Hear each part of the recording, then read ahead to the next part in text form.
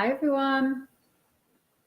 Today I'm going to talk about the secret to having a schedule that works for you.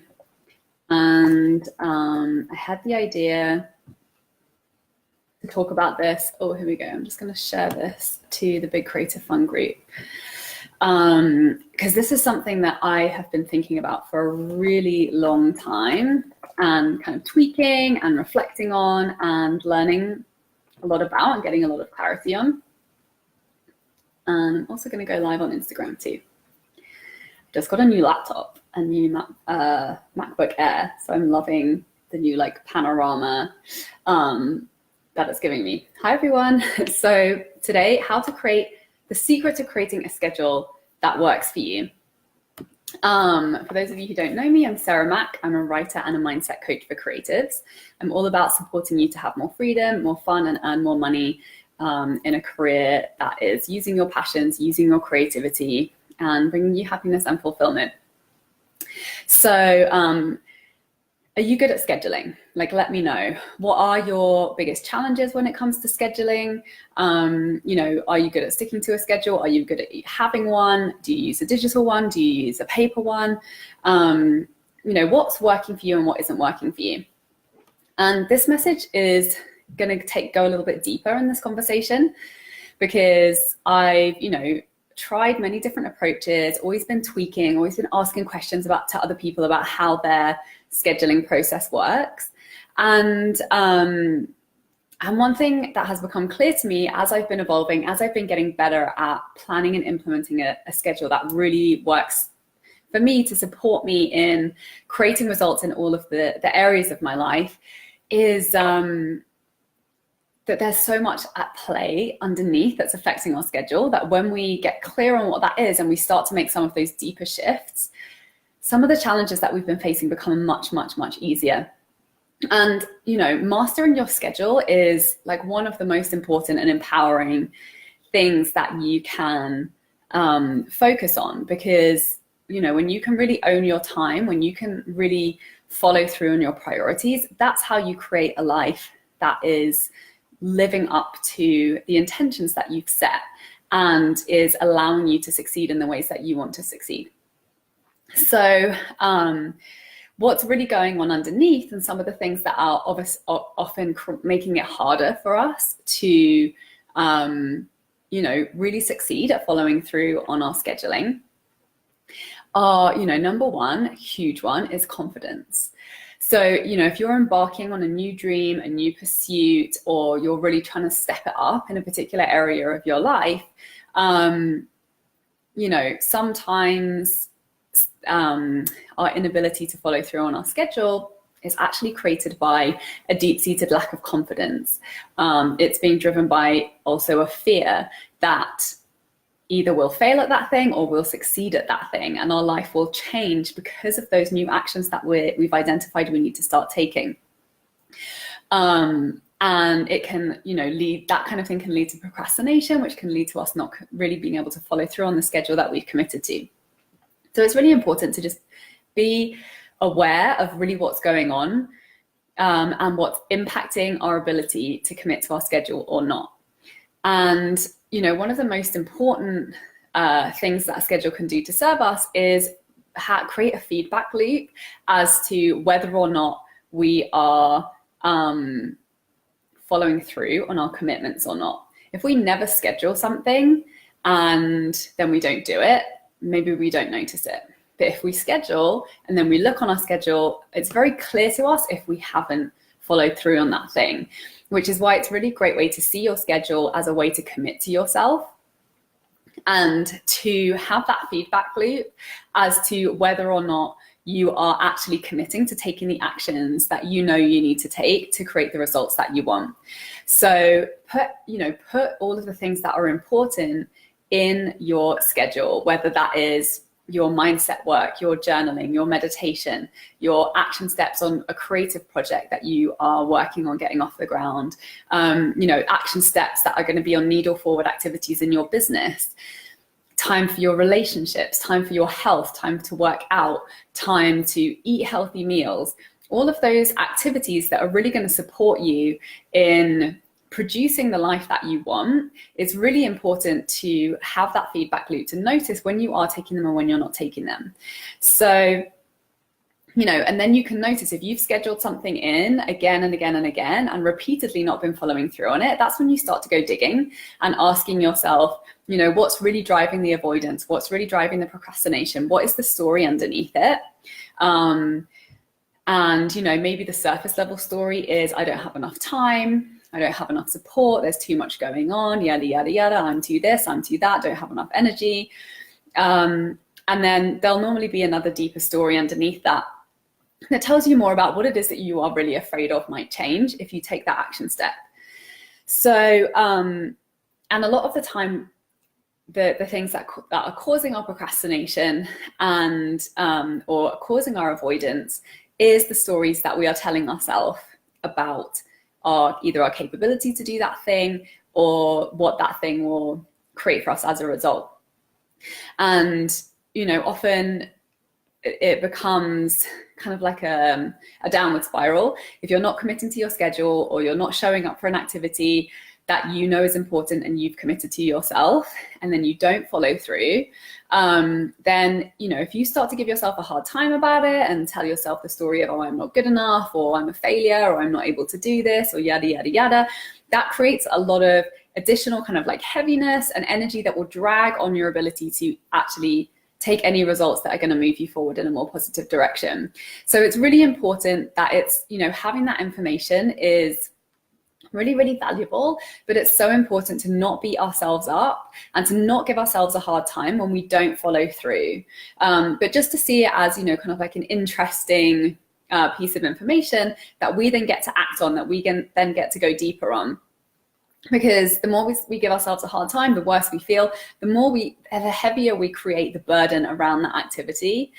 And, really instead shifting to a place of recognizing our small wins. If we can carve out 5 minutes to take an action that we know will benefit us, whether that's doing some stomach crunches on the ground, whether that is, doing 5 minutes of writing or 5 minutes of intention setting around a new project that we have, recognize that these small steps will all add up to big wins over the long term, and that it's so much better to create momentum and to do something and to feel really good about that thing than to be focused on the, not enough story. So another thing I wanted to talk about planning in the way that we self-sabotage is by over planning, and I used to do this a lot.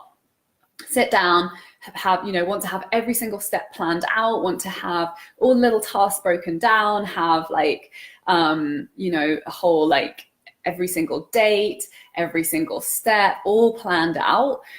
And that just creates so much extra unnecessary work that sometimes, you don't even get to the action taken in itself. And that is just a way of fear showing up as procrastination. It's you thinking of lots of busy work that you can do instead of actually taking the action that's going to lead to the result, that's going to lead to the change. So, leave over planning, just focus on the next step that you need to take to move in the direction that you want to go. Because from that next step, everything else can shift, everything else can change. That will give you so many new ideas and maybe a completely new direction for the following step, which maybe you could never see from where you were previously. So thank you for my hearts. Thank you for the likes. Send me lots, even if you're watching the replay. And let me know if this is resonating with you and what kind of thoughts and ideas are coming up for you. So yeah, coming down to your level of confidence. If you're full of fear and doubt that what you're going to do will succeed, then of course you're going to have resistance. You're going to be dragging your feet. You're going to, find subtle ways to sabotage your intention to follow through on the action. If you're giving yourself a hard time about not being perfect, about, maybe setting really big goals that maybe aren't really that achievable, that's also going to sabotage your ability to follow through on your schedule.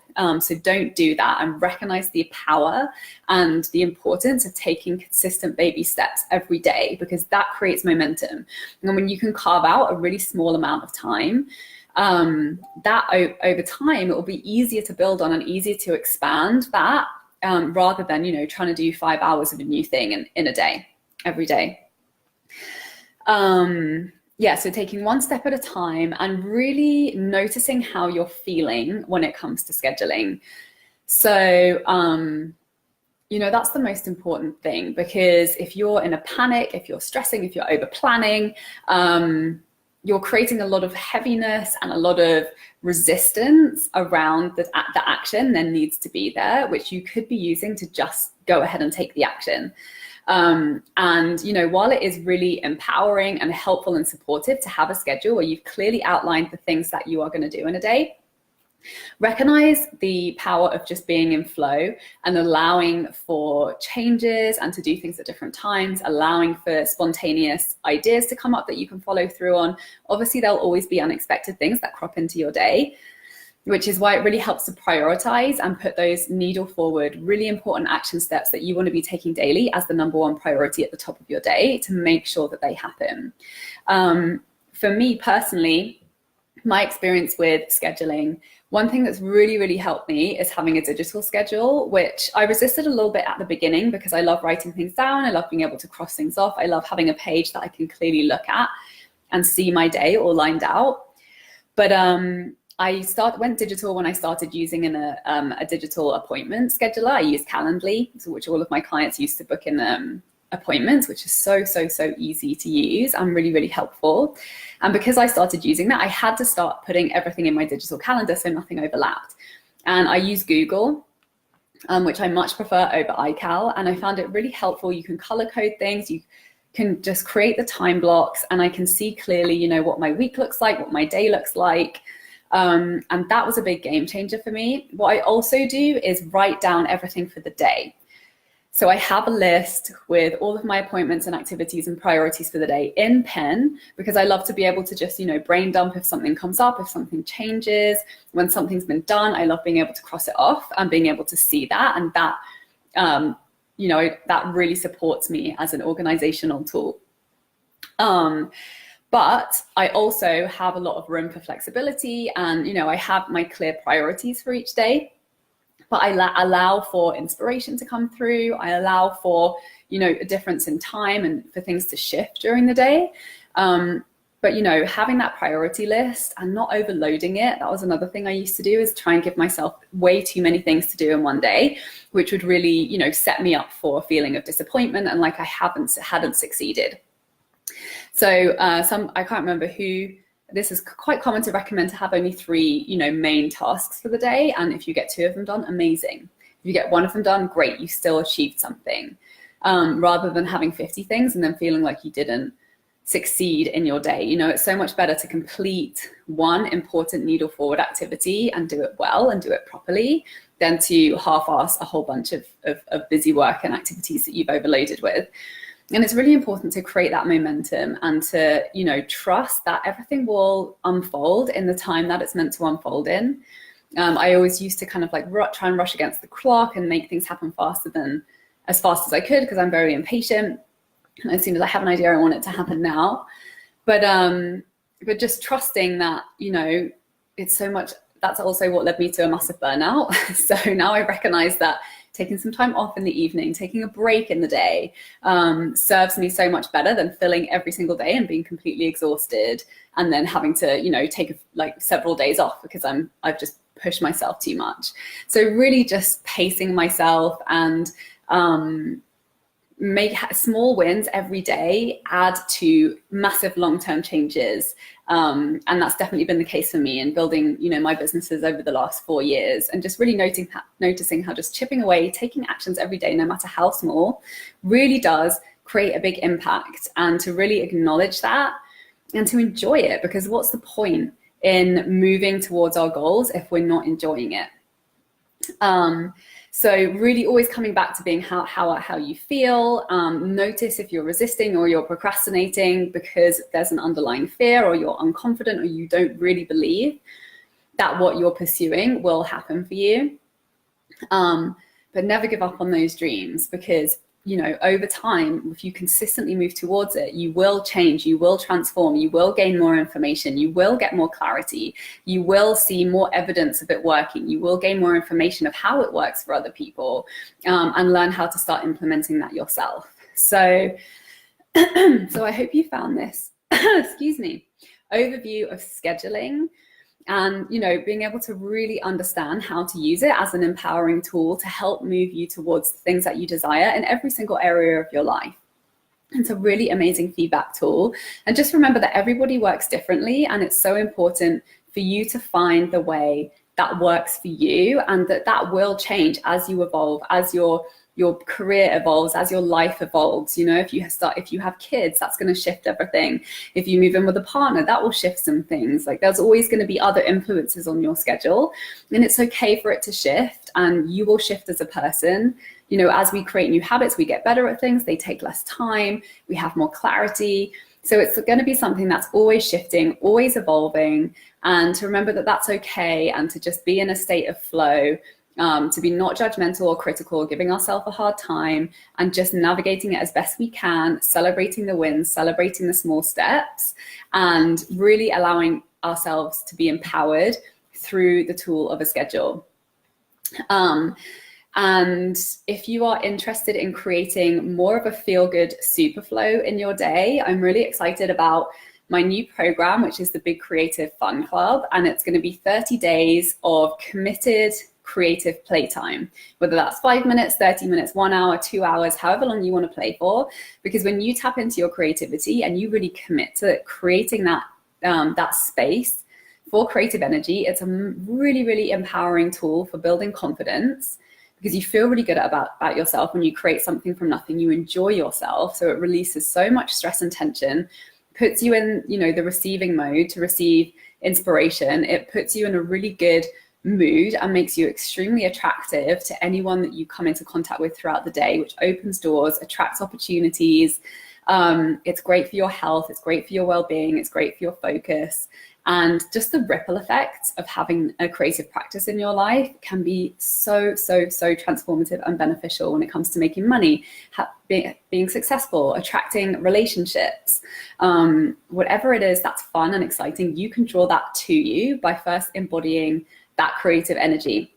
That's going to be kicking off in December. I have early bird pricing available for a few more days. It's only $55 to join for the whole 30 days. You're going to get trainings, you're going to get an email prompt every single day to cultivate that commitment and that creative playtime, and all of the benefits and all of the healing and all of the transformation that can come from that. So message me if you're interested in that, and let me know how it's going with your scheduling. Thank you so much for watching. Bye.